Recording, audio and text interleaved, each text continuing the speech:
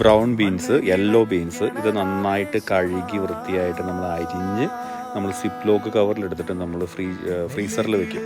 അപ്പോൾ നമുക്ക് പിന്നീട് ഉപയോഗിക്കുന്നത് അത്യാവശ്യം നന്നായിട്ട് വിളവുണ്ടായിട്ടുണ്ട്. അതുകൊണ്ടാണ് ഇങ്ങനെ ചെയ്യുന്നത്.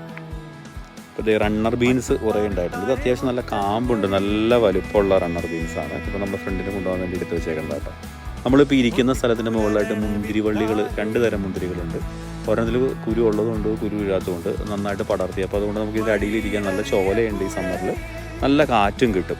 നമ്മൾ നാട്ടിൽ നിന്ന് കൊണ്ടുവന്ന ചില പാത്തി കൊണ്ടുവന്നിട്ട് അതിൽ സ്ട്രോബെറി നട്ടു. ഇത്തവണ അത് നല്ല വിജയമായിരുന്നു, നന്നായിട്ടുണ്ടായിരുന്നു സ്ട്രോബെറി. ഞങ്ങളെല്ലാം കഴിച്ചു. അത് ഇപ്പോൾ സീസൺ കഴിഞ്ഞല്ലോ, വേറെ നന്നായിട്ട് സ്ട്രോബെറി ഉണ്ടായിട്ടുണ്ടായിരുന്നു. ഇതാണ് നമ്മൾ വർഷങ്ങളായിട്ട് ഇത് വളർത്തിക്കൊണ്ടിരിക്കുന്ന മുന്തിരിയുടെ തണ്ടിൻ്റെ വലിപ്പം കണ്ടില്ലേ നിങ്ങൾ? നന്നായിട്ട് നമുക്ക് മുന്തിരി ഉണ്ടാകുന്നുണ്ട്. ചെറിയ മുളകാട്ടോ ഇത്. നന്നായിട്ട് മുളകും ഇത്തവണ ഉണ്ടായിട്ടുണ്ട്. ചീരയും തക്കാളിയും